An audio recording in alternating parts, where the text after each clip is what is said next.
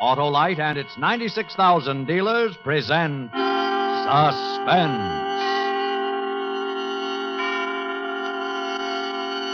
Tonight, Autolite brings you a story of a mind reader who discovers his nightclub act is not a fake. A story we call A Vision of Death, starring Mr. Ronald Colman. Before our play begins, here is a word about Autolite from a good friend of ours. Greetings, Sahib Wilcox. Why, it's that amazing, magnificent mystic and great glass globe gazer, Sabu the Swami. What's on my mind? You think of your best friend. Everybody's best friend. The Autolite Stay Full, the battery that needs water only 3 times a year in normal car use. Now the glass shows a glass even more powerful than mine. Well, that's the fiberglass retaining mat protecting every positive plate in the Autolite Stay Full battery. They prevent shedding and flaking and give the Stay Full longer life, as proved by tests conducted according to accepted life cycle standards. Now I see many smiling faces. On the thousands of drivers who visit their masterful, merry, and marvelous neighborhood Autolite battery dealers for an Autolite Stay Full, the battery that needs water only 3 times a year in normal car use. Now the crystal ball shows words of wisdom. I know. You're always right with Autolite. And now, with A Vision of Death and the performance of Mr. Ronald Colman, Autolite hopes once again to keep you in suspense.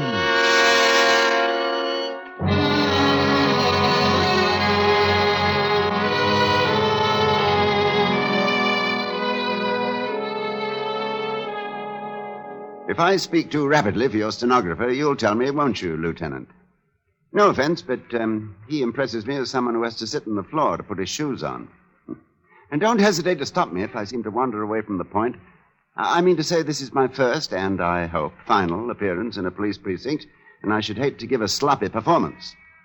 We were always known, Aurora and I, for the smoothness and gem-like precision of our act. And as for this murder rap, I suppose it's called, is concerned, an acquaintance with our act is the essential rabbit. Awfully good act. Smart, informal, occasionally humorous, and always mystifying. Well, the act always began with music, never with the cliché fanfare of trumpets or roll of drums. I would saunter out to the center of the floor and say something like, "Good evening. You are about to witness an exhibition of mental telepathy. Ladies and gentlemen, may I introduce Aurora, my wife." They never failed to give her a hand. What would they applaud? Why, the vision she presented as she came toward me. There has never been anyone as lovely as Aurora, the most beautiful flash in the profession. Aurora, would you care to tell the audience, or shall I? You tell them, Judd, while I tie the blindfold across my eyes. Ladies and gentlemen, all mind readers employ a gimmick. A gimmick is a trick, a device. For example, when the mind reader, threading his way through the audience, says to the mind reader sitting blindfolded on the stage, "A lady has given me a small object which I now hold in my hand. What is it?" And the mind reader sitting blindfolded replies, "A silver coin." The answer has not come through mind reading. No, it has come through the gimmick. A cue or signal communicated through the very question itself. But we don't do that. We do not. You will notice, ladies and gentlemen, that I never speak to Aurora at all. Are you ready, Rory? Ready, Judd? Here we go, then. You, sir. You have something? Good. Concentrate upon it, like a good chap. The gentleman holds a And coin you, madam? in his hand. It is a Mexican peso bearing the date 1892. That's very clever of you, madam. I'll be surprised if she gets this one. The lady holds in how her about hand you, young man? her other hand.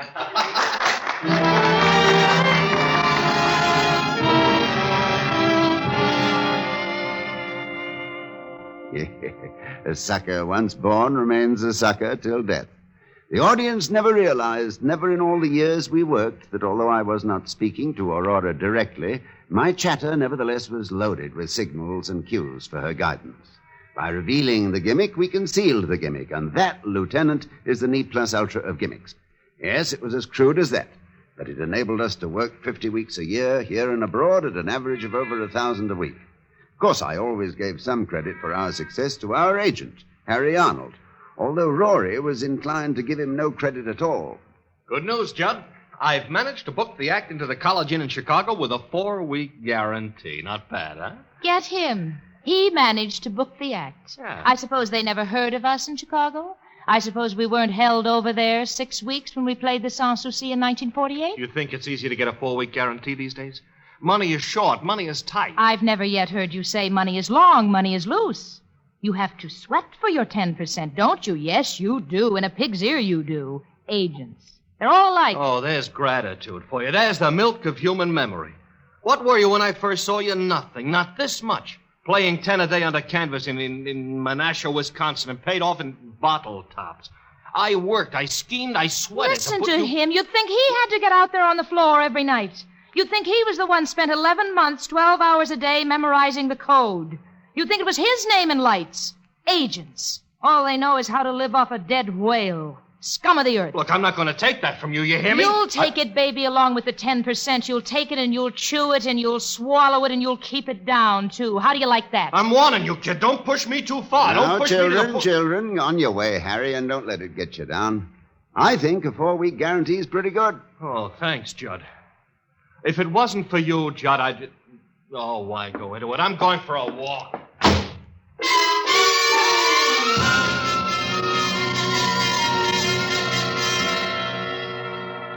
But aside from these altercations between Rory and Harry, it was smooth sailing.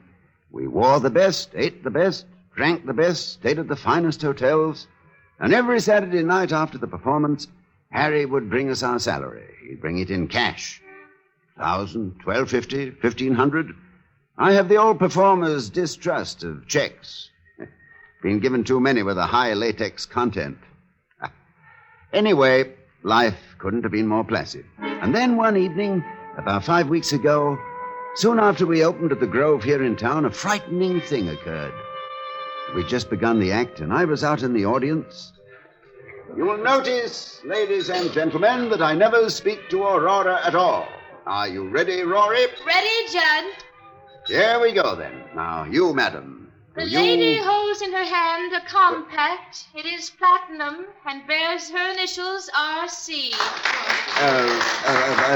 You, sir. You, sir. The gentleman is holding an engagement ring. In it are 3 small diamonds. Miss. The miss, young lady. The young lady is holding. It's a small cameo brooch and. Rory! Quick, Maurice, music! I picked Rory up from the floor and hurried with her to our dressing room, almost beside myself with anxiety. I placed her on the couch, dampened a towel, and put it on her forehead and began to chafe her wrists. Rory, honey, Rory. Judd, what happened? I was in the bar. Do you want me to get a doctor? No, I don't know. Get out. Leave us alone. Get out, Harry, get out. Judd. I'm here, Rory. Are you all right? Well, I guess so. I don't know what happened. Oh, you fainted away. Try to remember what happened. Oh, I felt funny. I don't remember. No, try, Rory, try. Try to remember. It's important. I can't. Why is it important? Oh, you don't know? Rory, you don't know? You were calling out the answers before I even had a chance to give you the cue.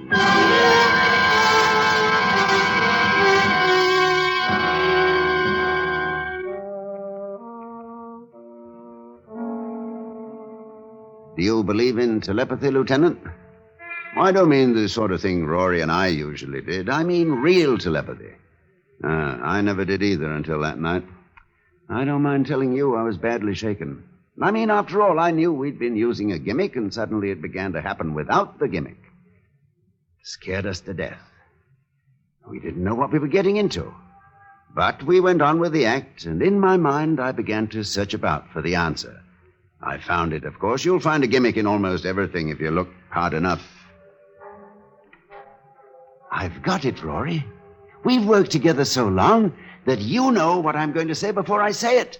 From my inflection, my pauses, even my movements. You see? Judd, that has to be it. Oh, this is marvelous. When Harry gets back, I'll tell him about it. And if I last until tomorrow, he can ask the management for more dough. Yeah, as soon as he gets back. Next Thursday. Tonight. How much more should we ask for? Well, Tonight? What made you say tonight? I don't know, Judd. Oh, you were there when he told me he'd be in Palm Springs till Thursday. What made you say tonight? I don't know. What difference does it make? Stop picking on me. So I made a mistake. So what? Well, I don't see how you could make such a mistake, that's all. Judd, leave me alone. I've been worried half crazy about really being able to read your mind. I've been under a strain. So Harry's coming back Thursday and not tonight. All right. You satisfied? He'll be here Thursday and not tonight. You Judson Stone, mister? This dressing room, eh? What is it? A telegram. Sign here? Oh, sign for it, will you, Rory? There you are, kid. I'm sorry I blew up in your face, Judd. Judd. What's the matter? It's from Harry. He's coming in tonight.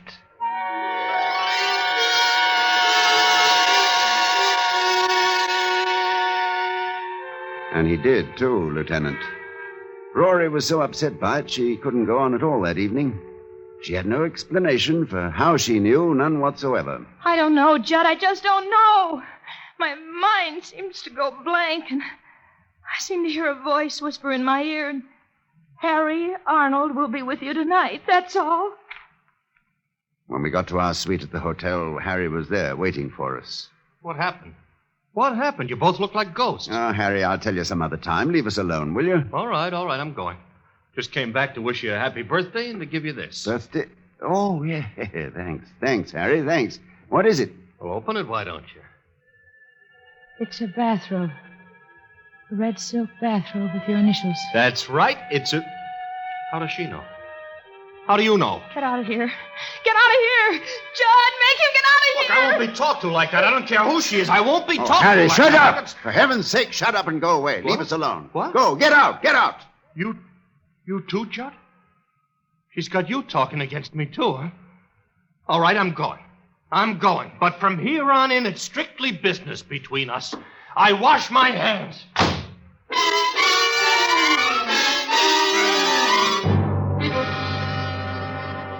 He kept his word, Lieutenant. From that time on, he kept himself to himself. And I was prepared to let it go at that, much as I liked Harry, until the night I was awakened by Rory, moaning in her sleep. No, please. No, Rory, wake up. You're having a bad dream. Rory. No. What? Judd? Shh.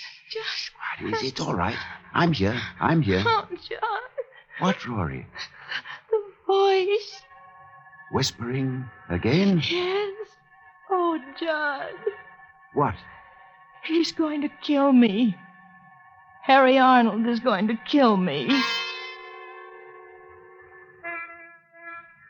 And that, Lieutenant, was the beginning of the end of that.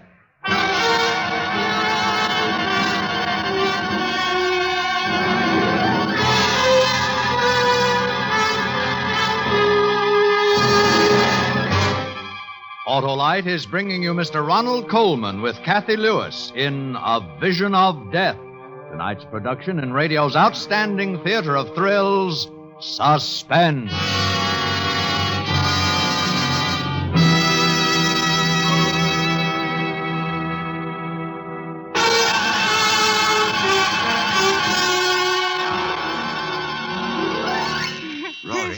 Rory, get a grip on yourself. He's going to kill me. Harry is going to kill me. Don't be ridiculous. Stop it now. It was just a bad dream. Harry is going to kill me. Will you stop that? Will you stop saying Judd, that? hold me. I'm frightened. Harry is going to kill me. Now, you've had a bad dream, I tell you. He hates me. He hates me, Judd. Judd, Harry is going to kill me.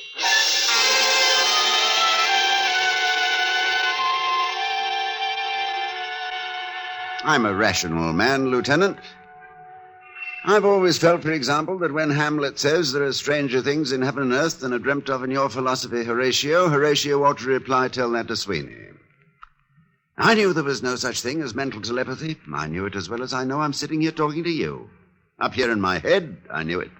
And yet, the next afternoon, I found myself entering a gun shop and purchasing a revolver and a box of bullets, determined that before Harry Arnold could so much as injure one hair of Rory's head, I would kill him. I should have gone directly to the police first. You're using hindsight, Lieutenant. I had all that out with Rory. Please, Judd, please. Go to the police and tell them about this. Let them handle it. Well, tell them what? That by reading his mind, we've learned Harry intends to murder you? They'll believe us. They've got to believe us. Oh, no, they're reasoning like a child. They'll decide that it's either a publicity stunt or else that we're both lunatics. Well, if I tell them about the telegram and the birthday presents... Rory, we have no proof. But we have to do something. What? Tell me what? You know he intends to kill you. I know he intends to kill you, but what can we do? I can't simply put a bullet in his heart next time I see him. How could I explain it? My wife had a premonition that he was going to murder her. But do you know when he's going to do it? Or how he's going to do it? No. He hasn't decided yet. Isn't there anything we can do? Nothing. Except wait.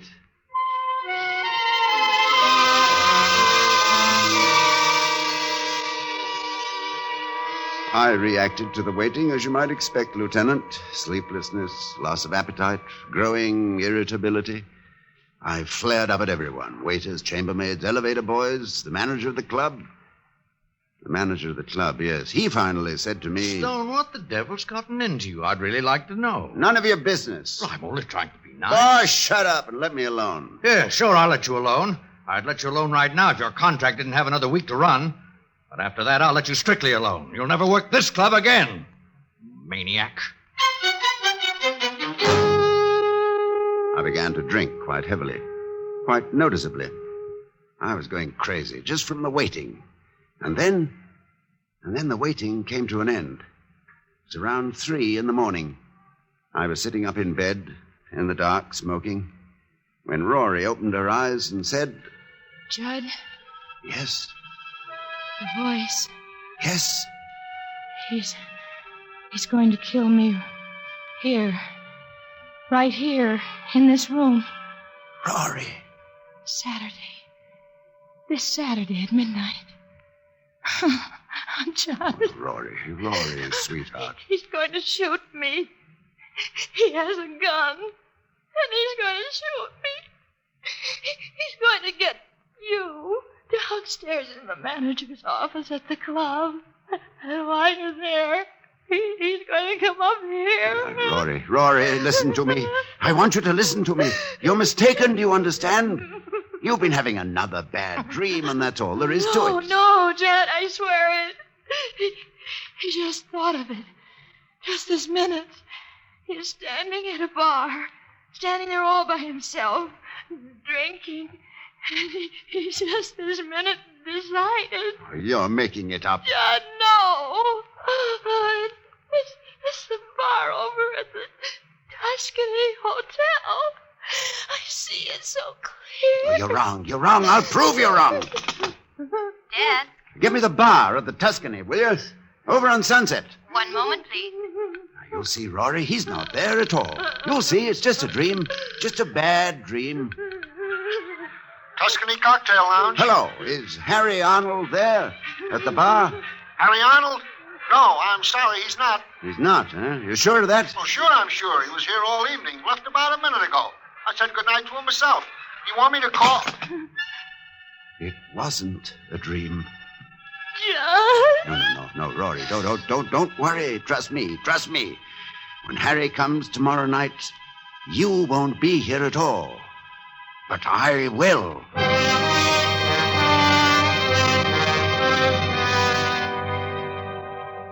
Look, Lieutenant, my hands, see? Just the memory of how I felt at that moment, and my hands begin to tremble again. Amazing, isn't it? Well, that was last Thursday night, or rather Friday morning, and towards daybreak, Rory sobbed herself to sleep. But I was restless. I got dressed and went downstairs and got into my car. A long drive has always relaxed me, but when I got behind the wheel, I don't know what it was, possibly the fresh air, But all at once I felt as though I couldn't keep my eyes open for another moment. I simply had to have sleep. So I crawled into the back seat, curled myself up in one corner, pulled the rug over me, and went out like a light. Hello, Satin Skin. Hello, Harry. I was awakened Don't around smile at noon me, by the you sound idiot. of voices. He may see us. Look businesslike. Where is he? I don't know. Since he hasn't got the car, he must be out walking. Don't you have some papers or something I could be examining just to make it look good in A case? pocket full here. All right. He fall for it last night? Just like he fell for all the rest of it. Red bathrobe, the plants in the audience. He even phoned the bar just after you left. Timed it beautifully. Oh, Satin Skin. I can hardly keep away from you. After tomorrow night, we'll have all the time in the world for each other, Harry. You bought the whole story, huh? Midnight tomorrow, your place? Every word of it. Just do what you have to do. Remember to come to the dressing room before the 8 o'clock show and tell him you've set up a meeting with Stamper, the manager, in his office at 12. I want them to shake hands and be friends again, I'll tell And them. don't forget, when you come to the door at midnight, keep talking to the elevator boy. Don't let him go, whatever you do. You'll want him to testify it was self-defense. Don't worry, I won't forget a thing.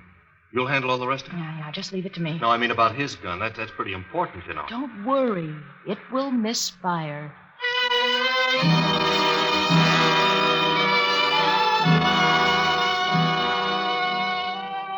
It'd be difficult for me to tell you what I felt as they walked away, Lieutenant. One part of me felt the way a man ought to feel, I suppose, when he learns that the woman he loves is not only unfaithful, but plotting his death as well. But another part of me felt only relief. Relief at learning there was a gimmick in this, too. Yeah, they'd been fairly clever for amateurs. Harry had a good excuse for carrying a gun to protect the cash he brought me each Saturday. My own behavior in recent weeks would lend weight to what he would probably offer in his defense, that I must have been crazy. That for no reason at all, I'd pointed a revolver at him and threatened his life, that he had to shoot in self-defense. The presence of the elevator boy, that could mean only that Harry would shoot just as soon as I opened the door. I'd be found dead with a revolver in my hand and a heartbroken agent at my side. Tableau. Then I found myself hoping, as I never hoped before, that they'd come to their senses before Saturday, that they'd realize what a vicious, inhuman thing it was they were planning. But just before the 8 o'clock show that night, there was a knock at the door of our dressing room. Come in. Judd, I've been talking to Stamper, the manager. He's sorry there's bad blood between you, wants to square it. I told him you'd be in his office at 12 to talk things over. All right with you? Yeah, We don't want it so we never work here again, do we? I mean, there's no reason we should. no reason at all. Button my dress, Judd. See you later, Judd. Yeah, later. Oh, we did the show and then went up to our suites. I helped Rory pack a small overnight bag. I loaded the revolver, and then there was nothing to do but wait. The minutes passed. 9 o'clock, 10, 10:30, and I waited. Judd, Yes? I don't want you to go. It's best that you do. Doesn't seem right to leave you here alone. Things might not go as I planned. I might not be able to stop him. And if I fail to stop him... No, it's best that you go. Just wait at the motel until you hear from me. What time is it? Almost 11. 2 minutes of 11. I'm out of cigarettes. Desk.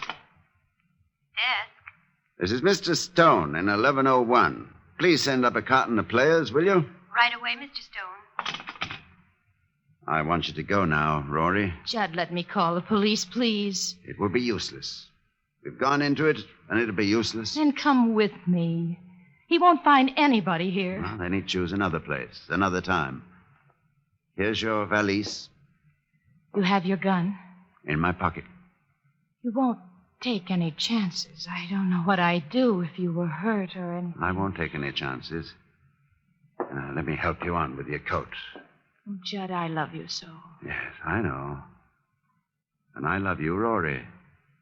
I really do, you know. Ready? Yes. 11 o'clock. He'll be here in an hour. Go now, Rory. Kiss me goodbye.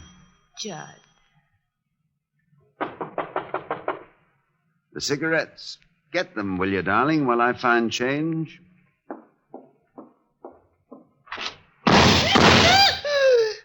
Harry. Rory. Rory. Rory!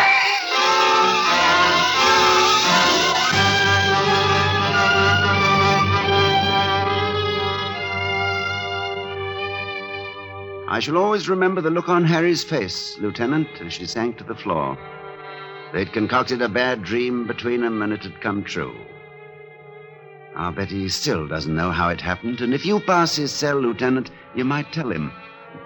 Whisper the word gimmick into his ear. That's what I said, gimmick. I gimmicked the clock while Rory was dressing. Set it back a full hour. It was 11 to her, but 12 to him. I adore gimmicks. Don't you?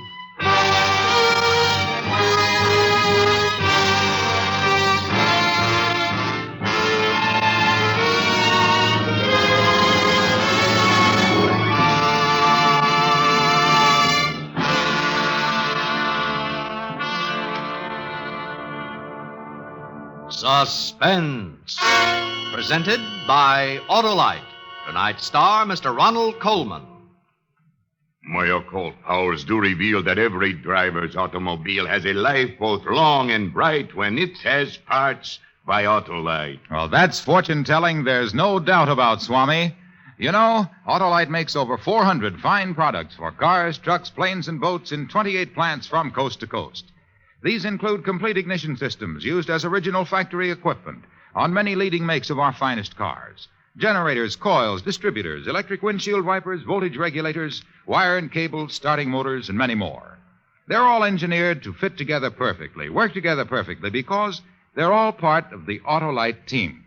So, friends, don't accept electrical parts supposed to be as good. Ask for and insist on Autolite original factory parts at your neighborhood service station, car dealer, garage, or repair shop.